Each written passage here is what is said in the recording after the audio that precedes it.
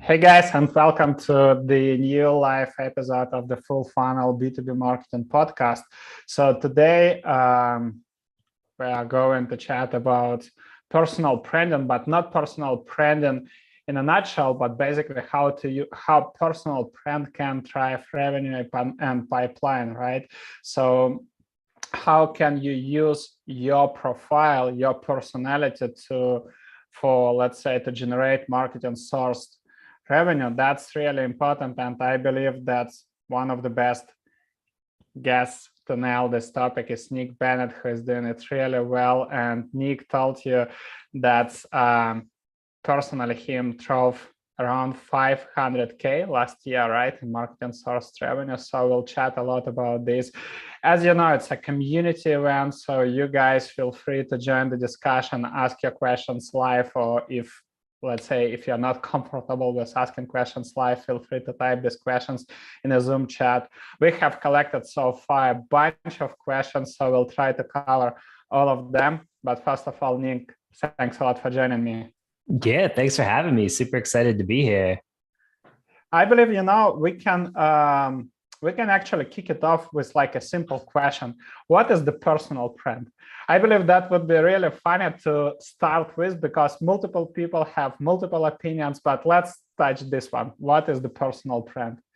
So I think it's staying true to who you are. Like whether you're posting on social media, whether you're doing, TikToks of yourself, like I feel like your personal brand and your reputation are parallels. The only difference is your reputation is basically how people will kind of like perceive you, and your personal brand is how you want to be perceived by other people.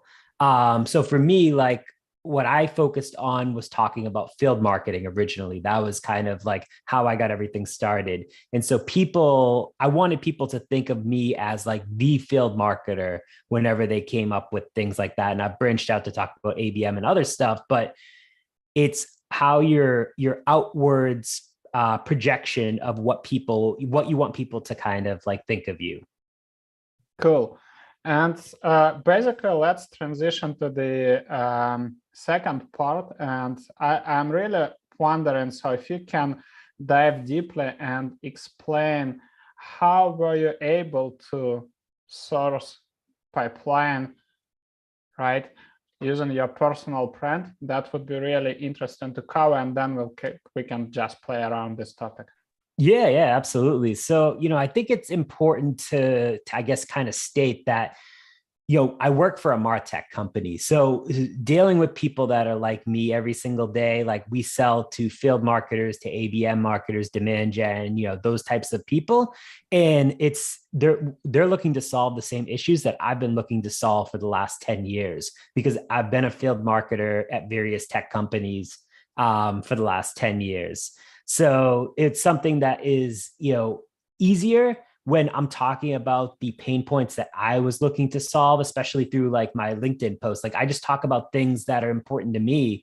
And it just turns out that those same things are important to other people as well. And if you can stay authentic to yourself, it just really helps tell that story a little bit better.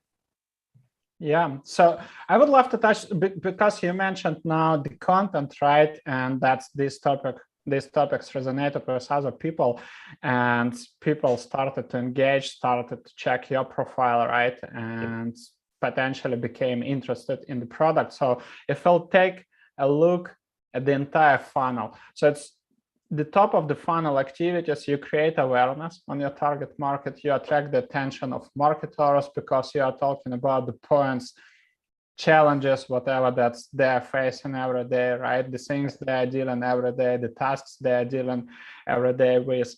And they check your profile, they become curious what Alyce is all about, right? And this is basically the awareness and demand stages. But it's also about the community, because then, you talk about the people start, consuming that content about specific topic, and it creates a micro community, maybe not community in a big sense of it, right? But micro community. And I'm wondering, guys,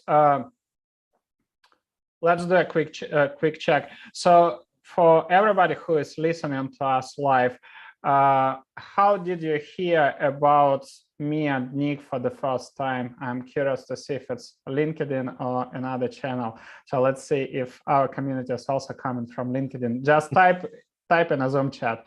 Let's do a quick check just to, yeah, Lisa, another channel expanded. Steve. Hi, Steve, LinkedIn. Yeah, James, Stacy, Hill, LinkedIn. Yeah, LinkedIn. See you guys are everywhere. Brooks, LinkedIn. Fabian, expanded. What's Expandy? Yeah, so that's a good question. Basically, I did expand. It's like LinkedIn automation software, and I did a partnership webinar with them a year ago. But that's another way, you know, how to connect with people who are interested about this specific topic. Yeah, but anyhow, it's related to LinkedIn. Still related to LinkedIn, right? So just to prove in the thoughts, right, that LinkedIn is still the major platform where we can create these communities and like use our personal brands. I still believe that's a fantastic opportunity basically to create this awareness and for your product. So I'm just curious, you know, if I'll touch this topic, let's pretend you have your learnings, right? You have your journey. So if you'll try to summarize all the takeaways, if you were going, let's pretend if you are joining Alyce today, right? But you don't have network at all. You are just a random field marketer without personal brand. So what are the main steps you'll be taking, right, to create this brand and basically attract the attention to your profile and your company in the same time? Not just make it, you know, not just cannibalizing the company's brand. Yeah, I mean, I think it's important first to figure out like, all right, hey, I'm a field marketer. I want to learn from other marketing people. Find, 15, 20 people that are like-minded that you think you could add value to their conversations, that you know that they post on a regular basis. And make sure, I mean, you could hit the bell icon now. It used to be like you would have to see like when they post, bookmark their URL, and then like figure out exactly what time to show up so that you could be one of those first comments on there and add something of value. Like if someone's talking about like, is the MQL dead? And you have something insightful to say on that, add your piece. And you could then really form it into your own like post within that comment. But what it's going to do is when you're the first person on, some of these people's posts, like a Justin Welsh or like DG or Chris Walker, like they get so much engagement. It's absolutely crazy. And if you're one of those first people, you're going to have so many other people that are going to see your specific comment. They're going to click your profile. They're going to see what you're all about. Oh, look, you're a field marketer. I'm in marketing. We should connect. You're going to organically start to build your own traffic to your page without you having to post yourself. And there's lots of people. And I know someone that recently tried this where for a month straight, they did not write any content. They only focused on engaging like 20 to 25 people a day and did it consistently 5 days a week. And like they broke down the growth after of like how much they grew from just commenting versus just like creating their own content. And, it wasn't like too crazy of a difference, to be honest with you. Now, if that was something where like, I think it depends on like the industry that you're in, the types of followers that you already have, things like that. But it's honestly a great way to just really engage with the community and start those conversations, because I've been a big believer that the comment section is the best section. Like that's where all the fun happens. That's where you meet all these people that you want to have real authentic conversations with. And a lot of times it will move over to a DM, and who knows, you might be able to get business from it. You might be able to go grab coffee with someone, or you might be able to just get to know someone a little bit more. And those conversations are my favorite. And do you think it's possible just to leverage the comments to grow the visibility, to get these connections, to start these conversations without even posting the content?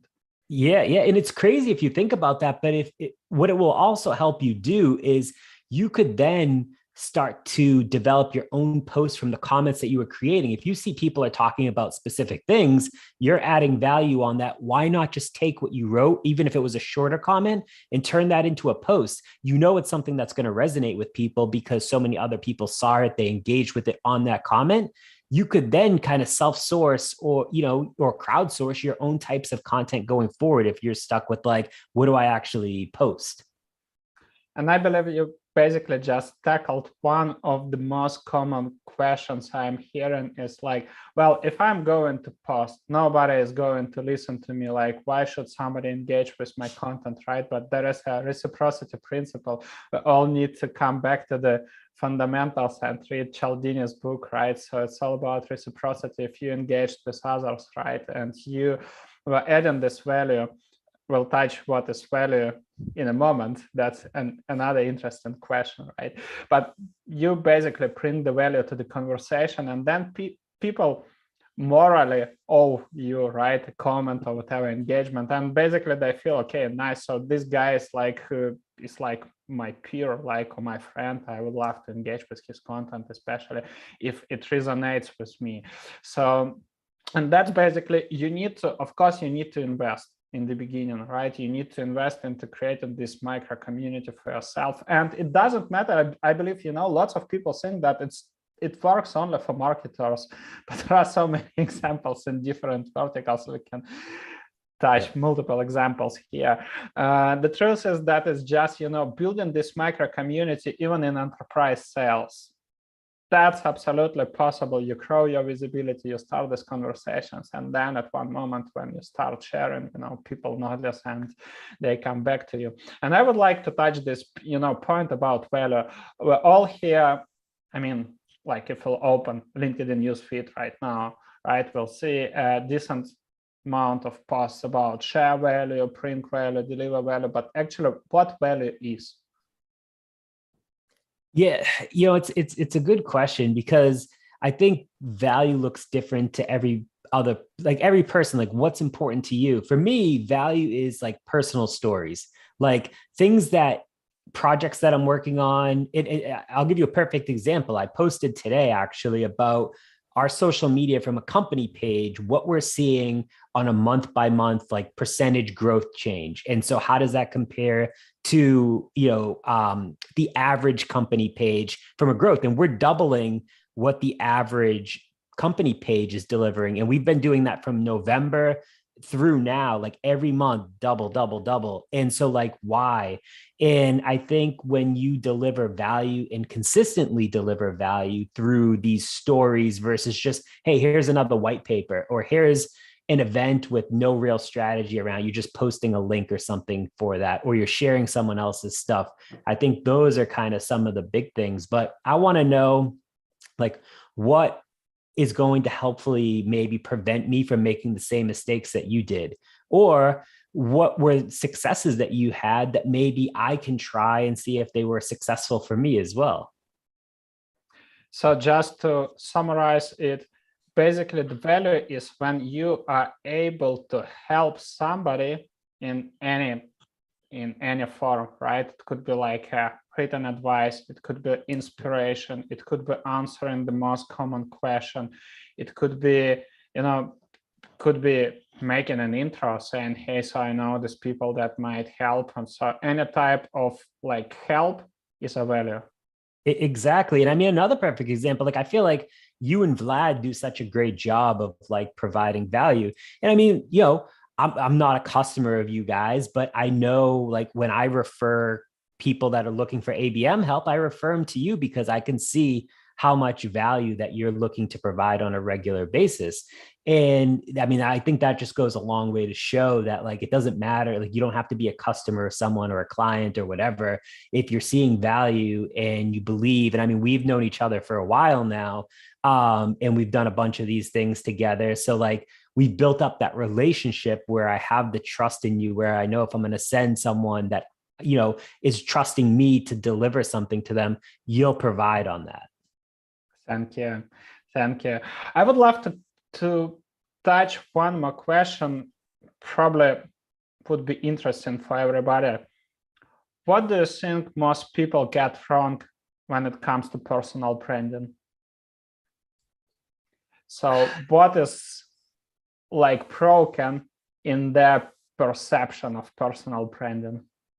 I think it's just that you have to, I think it's people think that they constantly have to be stuck on LinkedIn like all day, like posting content, posting whatever comes to their mind, or even like scheduling it out. And I don't want to say like follow my process for the way that I post content, because I don't write anything down. I'm terrible at taking notes. Like I usually hop in the shower, I think of something, I try to remember it by the time I get to my phone. Half the time I forget it, and then I just kind of like give up. But like if I can't write a LinkedIn post within 5 minutes, I scrap it because I overanalyze. I'm very indecisive in just life in general. Like I'm a very indecisive person. I struggle a lot with like over analyzing, and then I get over analytical on like, will people like this? What are people going to think about me? And like imposter syndrome is real. And like the mental barriers of like creating content is very real. And like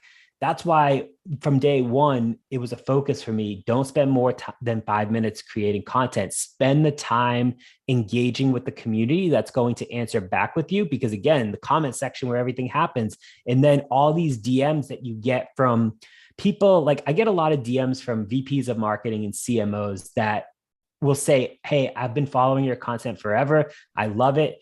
And I'm always like, how come you don't engage or like, or like, what's wrong? And they're like, I just, it's something I don't do. Like they lurk. And like that's, there's actually a lot of people out there that do that. And Lurkers, exactly. yeah. And it's just like, it's nice. It's actually my favorite type of DM to get, when you like have someone that is at a higher level that can like thank you for doing what you do privately, but they'll never say it publicly. And it just means a lot.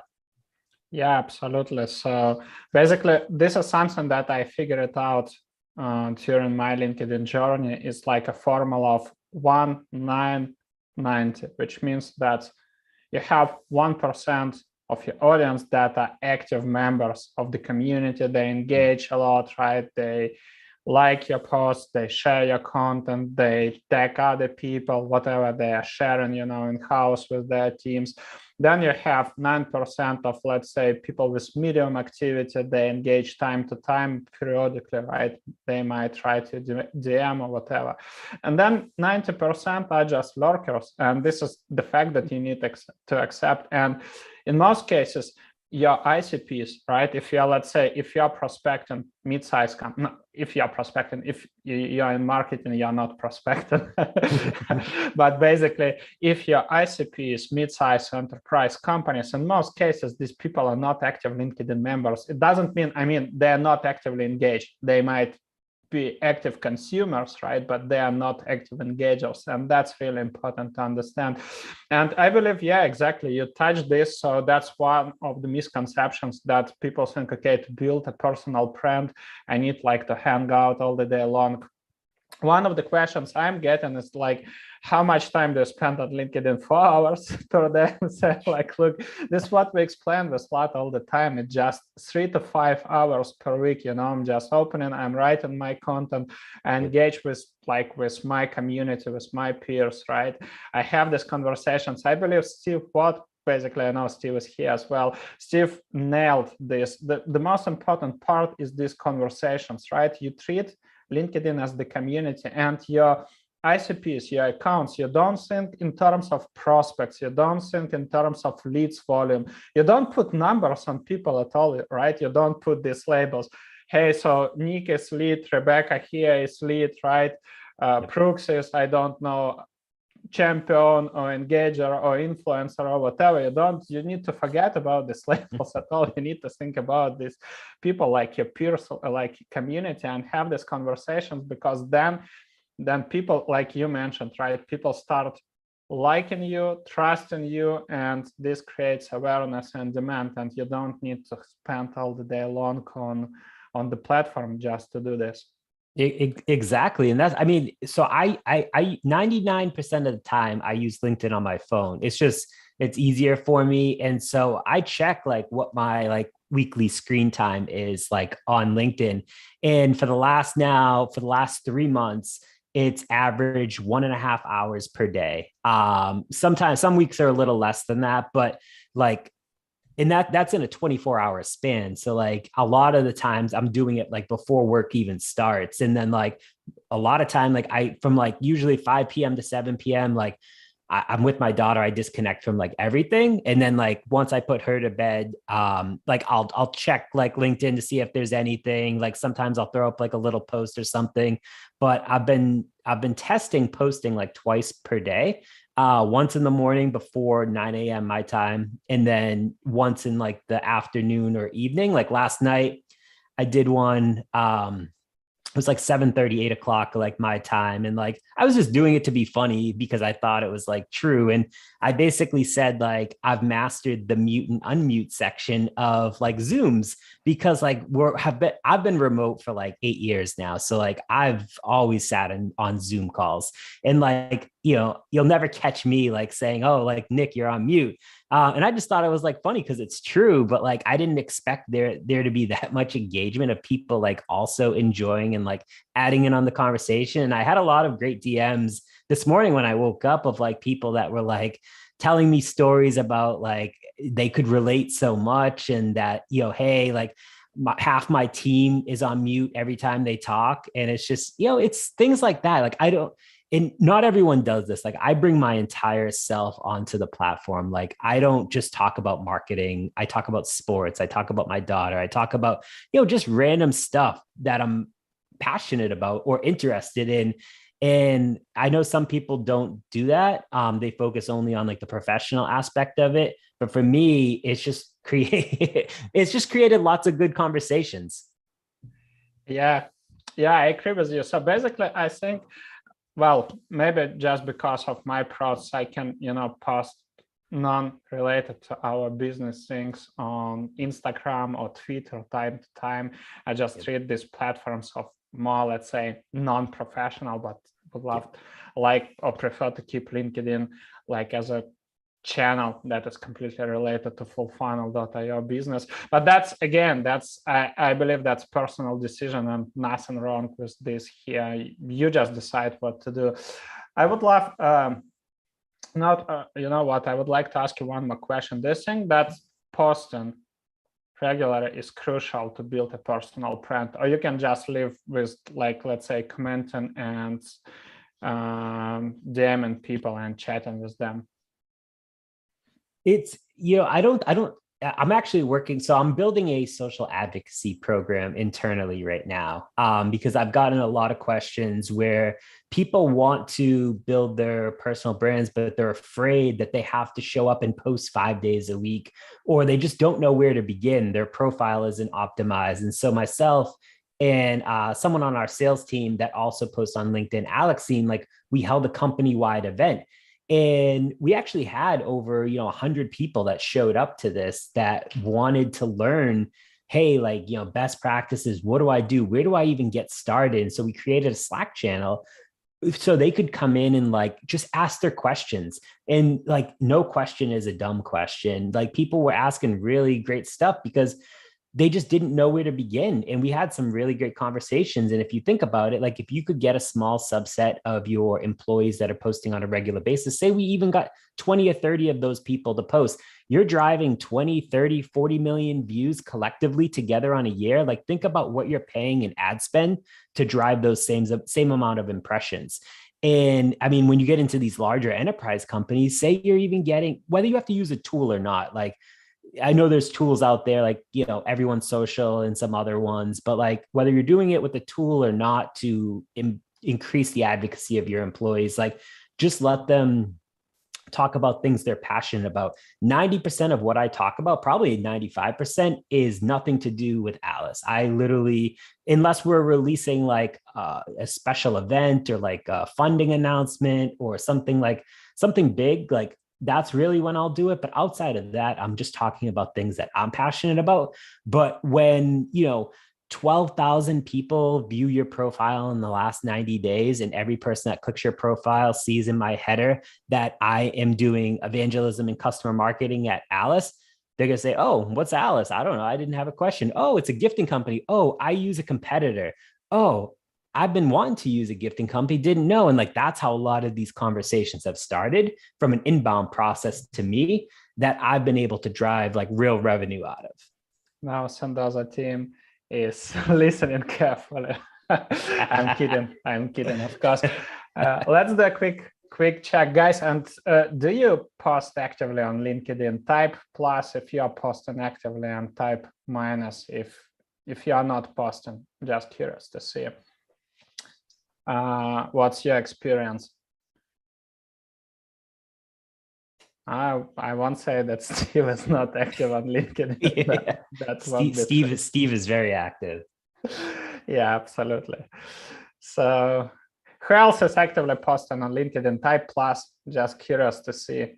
And if you are not posting, what holds you back? Just curious to see, because then we can touch this. Don't hesitate, guys, to try this so we can potentially tackle these questions. So just, no, not prospecting. I'm posting. I said, who is actively posting on LinkedIn? Yeah. So, and if you are not sharing content, if you are not posting, right, please type what holds you back. So potentially we can also discuss this. Let's check this. I'm wondering, because look, we both have a sports background, right? I was playing football, or what you call it, soccer, right, in the United States. So I was playing soccer, you played baseball, and basically I never thought that I would be writing content, to be honest. So that was occasional like situation. I just, I started to write articles, and when I started my career, and I worked for Kimberly-Clark, so I worked 8 years in enterprise space, right? And then I was just out of curiosity, I thought, like, what if I would just, occasionally will write my, thoughts on my journey, on what's happening, on what I'm learning, right, as a newbie marketer. Initially, I started my career as an SDR, so first 5 years spent in sales. And then when I switched to marketing, I was like, if I will be sharing this. I started my first blog on that platform called Blogspot. If you remember this, that was, if I'm correct, that was created by Google. I was like, I found probably months ago that blog. I forgot about this completely, and I read this post. I was laughing and smiling. That was so fun. But anyhow, that was the beginning, and this basically helped me to get where am I now. You mentioned you spent like 5-10 minutes to write the post. I usually, even the most complicated, let's say, when I need to explain the framework, right? We love to share these frameworks on LinkedIn. It might take me like maximum 20 minutes to create the graphics, because usually we don't outsource it to the designer. We could do it because we have in-house one, but we never do it because for me it's easier. When I'm writing, I immediately create this graph, so I just connect the dots, puzzles, and it's easier to explain, So, but maximum 15 to 20 minutes. What's your process of writing? Do you have like a specific process, and how do you motivate your colleagues, who have this barrier? How do you help them to start producing the content? Yeah, it's for me, it's a little bit different, just because like I don't really have a process. Like I don't have like this is what I'm going to talk about on Monday. The only thing that I know I have to post is my new podcast episode every other Wednesday. Like that's the only thing that like is a constant in my life. But outside of that, it's all just like whatever I want to like talk about, and like whatever I think of that morning is usually what I will write about. And then like if I'm going through meetings throughout the day, like at night or something, like I'll think of something else to write around that piece of it. So what I kind of have been telling like colleagues, like, hey, like to get started, like just talk about your experiences. And I'll give you a good example. Someone on our sales team, they've wanted to start to post more and more recently. And so what they've been doing is just talking about their experiences, as a sales rep, what does prospecting look like? What does the typical schedule look like when they're being an AE every day? Like, what does the end of quarter look like? What does, that process look like for looking to get promoted? And then one of our sales managers, he's going to start writing more about what does it look like to go from like an IC as a sales rep to a sales director, and what does it look like, carrying your own number to leading a team of 8-9 people. Cool. And I would love to ask you, additional question that came from our community. So how do I articulate my point of view in a language that resonates with my audience? Yeah, it's a good question. Like, I think it's just being like authentic to you. Like, it's not like, not everyone's going to like what you write about or things like that, but just, be professional. Like, I don't, like, sometimes I'm a little like sassy with like some of the ways that like I write about things, but like, I'm never like calling people out or things like that. Like, I always stay true, just like it would be if you were to meet me in real life and we were go to have a drink at the bar or something. Like, it's just a regular conversation. It's just the online version. But so many people try to pretend to be something that they're not. And there's a lot of people out there that build these LinkedIn profiles. And like, I know a few of them, like when I go and meet them in person, they're a completely different person than they are in the way that they portray they are themselves online. Also, there is a good one from Samantha. She asked, I'm trying to be more active on LinkedIn. I'm actively in my job search and fear to post the wrong thing. So how would you tackle this? Yeah, I think, there's always the fear, because it was funny. I was talking to a CEO of a company the other day that was worried about the same thing. They wanted to start posting, but they were worried if they shared their current views, say a year or 2 years from now, those views could be different and like they could be used against them. And I was just like, it's the same with athletes and celebrities and everything else. Like, all the stuff that they post on Twitter and like Instagram, sometimes it comes back up. But I think if you stay true to who you are, and like if you have a strong point of view on something, that's okay. Just, make sure that you're not like doing things that you wouldn't want others to think of you in a bad light. Like, it's okay to have a strong point of view. Like, think people like Gaetano is a perfect example of this. Like, he has really strong point of views, like, but he's also a really great marketer. And sometimes sometimes those point of views are strong for a lot of people. But at the end of the day, if you can show the results and back that up, I think that's what matters. But as soon as you hit post on something, whether it's a LinkedIn post or like an email or whatever, there's always going to be people that have a different misconception of like who you are or like why this could be considered wrong. And I think it's okay to have that. Like, your content isn't to please everyone. Your content is to please the people in your ICP that you want to please. And actually, this leads us to the second question that again comes from our community. How do I segment my target audience by psychographic factors that tie to my interests and core beliefs? And basically, how can I attract these ICPs with whom this content will resonate? Yeah, I think it's just connecting with a lot of those people. Like, if you're a field marketer, like I'm connecting with a lot of marketing people. Like, my network is made up of like marketing people, sales people, and a lot of rev ops people, because those three kind of go together. And then a lot of like, agency people that serve marketing people as well.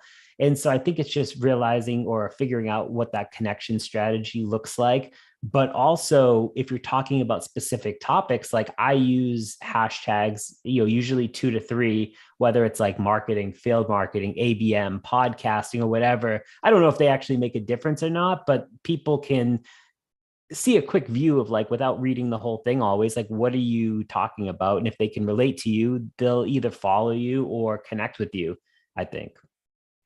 And I know we're not SDRs, right? But a question that came from sales. So if you were SDR, right, should you use LinkedIn differently, and basically how to use LinkedIn without without pitch slapping people? Yeah, you definitely don't want to pitch slap people. Like, I think it's just don't use automation software. It just makes it so inauthentic that, like, and I get it. Like, some of these companies, they tell you like you have to use automation software. Like, try not to do that. Like, make actual relationships. And if you're, if you're looking to sell into marketers as like an SDR or BDR, for example, go connect with them, comment on their stuff, add to the conversation. Because I can tell you that when, someone in sales did that to me, they connected with me and they commented on my stuff for a few months. And then they sent me a personalized note with a video of how they could help me. And a week later, we signed a $30,000 contract with them. Now, if they just kind of went in cold and like sent that to me, the personalized aspect does work in a lot of cases, especially the video, but you're still only known in that one kind of like one piece. Like, whereas if you're commenting on a regular basis, you're starting to build that relationship. Maybe those comments turn into a DM. Oh, by the way, did you know that I could actually probably help you do XYZ? Hey, I'm not the right person, but since we've built a really good relationship, here is the person that you should be targeting within the company. I honestly think that automations, they destroyed SDR function. Why? Because look, earlier when I started my career, right, I mentioned that I was in sales for 5 years. I didn't have LinkedIn Sales Navigator. I didn't have any like software like Outreach or Salesloft, etc. So I couldn't set up, like cadences of emails and LinkedIn messages. And it was like, and that was another question, how I got into account-based marketing. My marketing was limited to 50 core retailers, right, with whom I needed to do the business. So, and it was all about the relation. First, it was all about the relationship with the entire buying committee. It was all about doing the account research, getting these, insights about what are the strategic plans of this company, where they want to be, what are our competitors, suggesting to this specific retailer, how can we help our, let's say, because Kimberly-Clark has produced several brands, and these brands are in different categories. So you have different purchasing managers with different KPIs, goals, etc. Right? And then you have marketing department that is caring how much money you'll print in marketing and how you're going to help to boost the revenue, all of that stuff, right? And you needed to learn this. And now with automations, basically, that process is eliminated because it's fine. LinkedIn is how many users LinkedIn has now? Above, I don't know. Yeah, I don't know. Like a lot. Let's put it like this, right? So wow, what I need to do is basically aware more of these people that we exist, right? And then set up the automation and just spam everybody with your Calendly link. But then the question is like, why do you need to hire SDRs? You just pay for the software and then book like meeting with account executives at all. And that's really important. So I would love to say, right, so you shouldn't be, if you're SDR, you shouldn't be anything differently, because again, then the only difference is, like in our case as marketers, we drive this demand, we create this awareness, right? We can source some, if we have some interesting conversations, we can involve salespeople, right? But for sales, this is exactly, and let's say if you follow this process, you create lots of engagement triggers. You can reach out and say, hey, so I saw that you checked my profile. Did anything specific attract you? Like, would love to connect with a fellow, like peer or whatever. And you always can, I saw that you engaged with my post about, I don't know, ABM on LinkedIn or personal branding. Is it something that you are working on, right? You can always have this like multiple conversations that can, first of all, it's about learning, researching. And then, as you mentioned, right, if you know that you can help, you don't simply pitch, right? Send your like generic script, but you just come up, hey, so Nick, you mentioned this and that, and I just sat down with my team, and here are some ideas that might help you. What do you think about this? Yep. It's all about the personalization. I mean, no one wants to be like generalized with everyone else. It's like, for us, like we call it the 5 to 9. So like we all know we're marketers in the 9 to 5, but what are you passionate about outside of work? I mean, for you, it's soccer. For me, it's baseball. Like it's those things, whether it's dancing, golfing, boating, whatever, like you develop those relationships when you can, and you cut through the noise when you can connect to people on a deeper level. Yeah, so this autumn we plan with Vlad to come to United States. So potentially I would like to ask you to pick me to print me to baseball games. Yeah, So absolutely. Cap is already prepared, as you can see. You got it. Two last questions I would like to cover. The one is about LinkedIn analytics. So we have software like Shield Analytics, right, that provides you analytics about your content performance. So the question is, again, that's coming from our community, how much weight should we place on LinkedIn analytics like Shield, for example? Do you recommend using it in, let's say, in the beginning, or when you have an established process of personal brand development? Yeah, it's, so I've used Shield now for 2 years. I think a little over 2 years actually.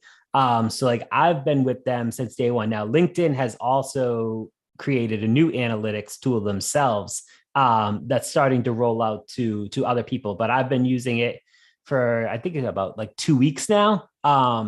And so it doesn't give you as deep of a level of insight as Shield does, but it gives you a lot of the high level stuff that you could be looking for. Like, what is your impression engagement looks like?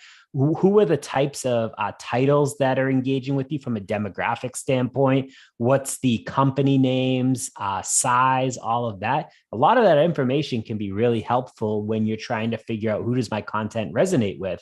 And so I think that'll be really, really impactful. Now, Shield definitely takes it a little bit deeper. But for me, the big reason why I was using Shield was because I wanted to see what resonated with people. Was it about marketing stuff? And funny enough, when I talk about non-marketing related stuff, it actually does a lot better than when I do talk about marketing stuff. It's kind of weird, to be honest with you. But I think people are, not burnt out on like the knowledge of everyone talking about marketing or sales or rev ops or whatever. People want to connect and learn more about the actual individual, which goes back to understanding people on a deeper level. Like when I talk about, baseball or like things like that, or I talk about like just I've been creating TikTok videos and using those TikTok videos on LinkedIn and just bringing like a funny light and like another way for people to get to know me. Like those have been doing really, really well because I think it connects and like people can understand who you are versus someone just posting another text post. The video adds another whole aspect to it. Thank you. Any other software that you use for LinkedIn analytics? Or basically there is a question, what other tools should we consider for audience segmentation, targeting, etc.? Yeah, it's so I mean, I don't really use anything outside of that. I mean, from a work related aspect, like I use like 6sense from like an intent perspective to segment audiences. And then I use that to push over to LinkedIn, but it's more so at like the company level, not at the individual level. Gotcha. And let's cover the last question that is coming from Trench's community. As a marketer for a product not marketed toward marketers, so basically if you are not marketing to marketers, how do you select the person in the organization to build a personal brand for? I mean, I think anyone can still do it. And this is something that I've even like noticed myself. Like right before I worked at Alyce, I worked for a company that we marketed to engineers and developers. I did that. I realized that industry is not for me, which is okay. And I realized that fairly quick, but like I was still posting on LinkedIn on a regular basis. And even knowing it was for engineers and developers and that they were not the ones that were reading my content because they're not in my network, like I still set myself up for that long-term success of understanding that I'm not going to be at that current job forever. And I am going to get back. And now I know like MarTech and sales tech is my sweet spot. So yeah. question from Steve, but maybe Steve, you'd like to join us live. And just a second, I need to allow people to unmute themselves. So if you can join us live. Yeah, sure. Thanks. There's too much to type, and I kept making typos. Thanks. Hey, Nick. Great to see you. Andre, thanks. Yeah, so I'm really interested in your perspective, Nick, on the follow button. So I've been kind of agonizing over this for a long time because I don't like the optics of it. Like, I totally get when you're up, like you're over 30K, like it's mandatory. I'm not, and I'm a ways from that. So I don't like the optics because to me, when I see someone who has a modest number of connections and they've got the follow button, to me, it looks like, okay, I'm not interested in the conversation. I'm going to preach at you and you're going to shut up and listen. So I don't want to turn that on. But then I keep being told that it's killing my ability to more rapidly grow my audience. So take yourself back. So I got like 8,000 connections, so way less than you. Take yourself back to when you were at that level. How do you think about that? So, yeah, I mean, it's a really good question because when I switched to creator mode, which automatically puts that follow button on. And so I went on and off of, hey, is it killing my reach? Is it not? And so I turned it off and on for like months. And this was probably last, I don't remember when it came out. It was last year at some point. And I think it was early in the year last year. And so I was going back and forth and I was like, you know what?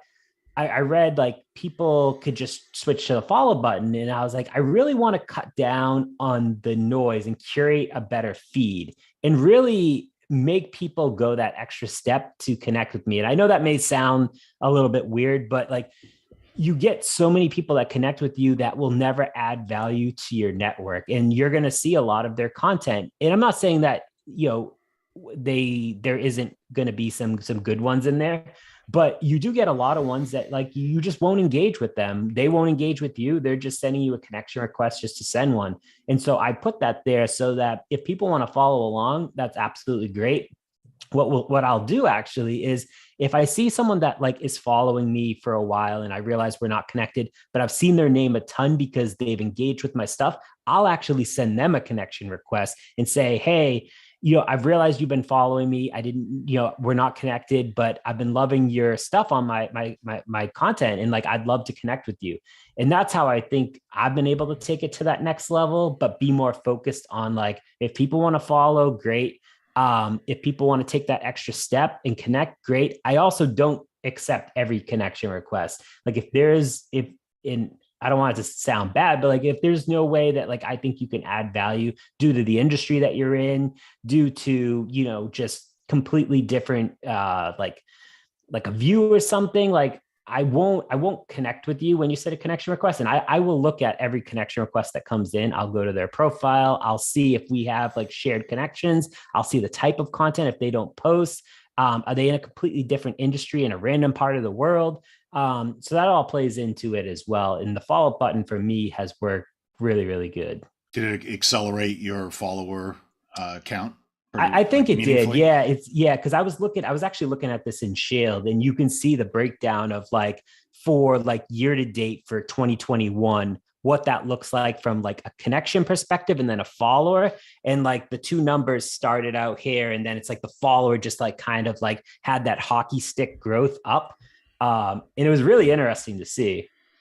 Yeah. Maybe I should go. I feel like I'm in that weird in between place, I was actually laughing to myself. I saw this guy's profile a couple of weeks ago. He had like 300 connections and he had the follow button. I was like, dude, like bad luck, right? Like it just, to me, bad luck. Like, it's kind of like you're not understanding that this is a community and this is a conversation. But then when I look at someone who has tens of thousands, to me, it's not a bad look at all. And I kind of feel like I'm halfway awkwardly in between. Yeah, I think it's something where you could just, try it out even for like a 3-4 months and see if you notice a difference. It depends, I guess, how messy your feed is. Like if you're seeing content on a regular basis as you scroll, like that's interesting to you, then great. But the more that you dilute it, you're just going to get angry with yourself, and you're going to be like, why do I even log on to here? Which is why I unfollow people that like just post content that like has no relevance to me, where I may want to stay connected to them, but I'll just unfollow their content, or just, implement the follow button and see if it makes a difference. And I guarantee you, like, your number of followers will go up, because it's easy for people to not commit to a connection, but commit to following you, and they can always unfollow if they want. Yeah. All right, cool. You convinced me. Hey, Andre, can I ask Nick one more question? It'll be a quicker one, I think. Absolutely. I want to try posting twice a day, which I rarely do. I post almost every morning. But when I have done it, it seems to immediately kill the reach of my first one. So if I got a good one going in the morning, not only good like in terms of it's getting a lot of engagement, but I think it's an important post and I really said something I believe in. And then I don't want to post that fun thing in the afternoon for risk of killing the morning. When you go twice a day, as you often do you see that you're killing the first one? No, I think as long as you keep them like 4 to 5 hours apart, it's usually like kind of like the sweet spot. Anything after 5 hours is usually like fair game. And I've checked this, like I've done it now twice a day for like almost a month or so. And I've looked at the stats, and I'm actually driving more views between both than like not like on like, I could drive by posting one a day. Like I could drive on average, like 20 to 50,000 views. And now I can double that and do almost like 100,000 in a day by posting twice a day. And like, I mix up the type of content, but I actually have seen it have like an accelerant versus like a deterioration of like, killing that first post. All right. Well, thanks for that. I've rarely done it and it has not gone well, but I know that LinkedIn is a fickle beast, and sometimes things go great and sometimes they go poorly. So I'm going to do it more often. Thanks for that, Nick. Yeah, no, absolutely. And someone else was telling me recently that LinkedIn, not saying that you should write for the algorithm, but like, I guess LinkedIn did change the algorithm to favor people to post more content in a daily basis. So like, it's favoring people that post 2 or 3 times a day versus the people that post 1 time a day. All right, on it. Actually, I had an interesting observation about LinkedIn algorithm. And let's say when I publish a content that like has really good engagement, and more, I see that lots of people after this post start to follow me or send connection requests. Then I see that the previous one, and let's say there are like 2 or 3 posts in a row with like a perfect engagement, right? Then there is a spike again in impressions of the prior posts. And then I see that people who just connected with me, right, and like left a comment or sent a DM or sent a connection request, right, they start to engage with that, like the content that I posted a day or 2 days ago. So I don't know if like probably LinkedIn somehow, promotes the content that you published earlier to just your new connections. Well, I think it's important to know too, is like your content is only getting served up to like 6% to maybe 8% of your audience on a regular basis. So if you can like do that where you're diversifying yourself, or I guess covering more area, I'm not saying you should just post to add noise because it's already a noisy place, but like if you have something to say and, go for it. Like, it's just important. And it's also not a bad thing to repurpose. Like I've struggled with that. I've always focused on creating new, but I'm trying to do a better job of taking stuff from like a year ago or 2 years ago and adding a different like spin on it and just like reusing it. And I even tried like just using something, the exact same post from a year ago, and just reposted it because it did really well a year ago, and it still did really well. And it's so interesting how that works sometimes. Nice. So we have a question from Billy. Feel free to join us. Hey, Nick, how you doing, man? Hey, Billy. Good to see you. And this is my first time familiar with you. Is it Andre? Yeah. Okay. Just want to make sure I got the name right. Quick question to piggyback on a question that was just asked of you, Nick, regarding posting. I was, you're familiar with Richard Vanderbilt, right? Yep. I was listening to him on a LinkedIn Live a couple of days ago, and the question came up about posting multiple times a day. And I noticed that you do post, twice a day. And his take was, per LinkedIn, his take was this: when you post twice a day, you cannibalize. If you post one time, like in the morning, you post again later, you're cannibalizing your post. But your experience, what you're saying is your experience has been different, right? Yeah, it's been very different. And I mean, I'm happy to share the stats of like from Shield to show like how the two differentiate. But it's been, I mean, it's been about a month now. And maybe I should write a LinkedIn post about this and show the breakdown of like how it actually kind of works. Cause I've tried early morning, like before 9 a.m. has always been like my go time. However, I've also tried like the afternoon around like 2 to 3 p.m. my time. I'm in Boston. And then I've also tried evenings around like 7 o'clock to 8 p.m. And sometimes the afternoons don't do as well, but the evenings do really, really well. And I don't know if it's because a lot of my connections and followers are also from like all over the world. So maybe it's hitting, Justin Welsh talks about this, where he posts multiple times to hit the US crowd and then like his international crowd, because they're on a different time zone. And you're kind of covering the whole world at that point. Okay. And that's a great perspective on it, because when you look at someone like Gary Vaynerchuk or like Damon John or people who have like millions of followers, you know what I'm saying? When I see them posting, like Gary he'll post like 5 or 6 times a day. And it's a team obviously doing it for him. But I'm thinking, well, based on what Richard says in terms of possibly cannibalizing your post, I figured, well, if they have millions of followers, they could post as much and it really doesn't make a difference to them. But what you're saying makes a lot of sense now. And this is a clear example, in my opinion, of there's so much information out there regarding what to do and how to do it. And the link and the algorithm, if you will, there's so many dynamics in terms of trying to figure that out. And it's so much information out there regarding how to do and what to do it. Sometimes you just don't know. Sometimes you just do it. Exactly. I mean, what's the worst that's going to happen? It's like if a tree falls down in a forest and no one hears it, did it happen? It's just like it's like when I post on Twitter, I get basically no engagement. Or like when I create TikToks now, like I'm getting 200 views, and like it's so humbling, because like I remember that's how it was for me when I started posting on LinkedIn. Like now I'm back at square one, but it's nice. It's like, oh, this is great. Like no one engages with my stuff, but it's all about the consistency at that point. Yeah, and that's a good point. Hey, listen, Andre, I appreciate you letting me come on and ask the question. I just had to ask. I follow Nick on LinkedIn, and so I just wanted to get to ask him a question in real time. So this makes a difference. So thanks a lot.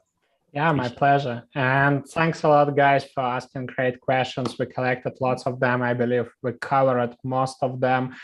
And again, it leads me back to the point of having a community, right? We are all in marketing or in RevOps space. So we had this nice discussion. We just discussed the challenges that we are all dealing all the day long. So probably the last question from me to you guys: how did you like the session? Was it insightful? Did you learn something new?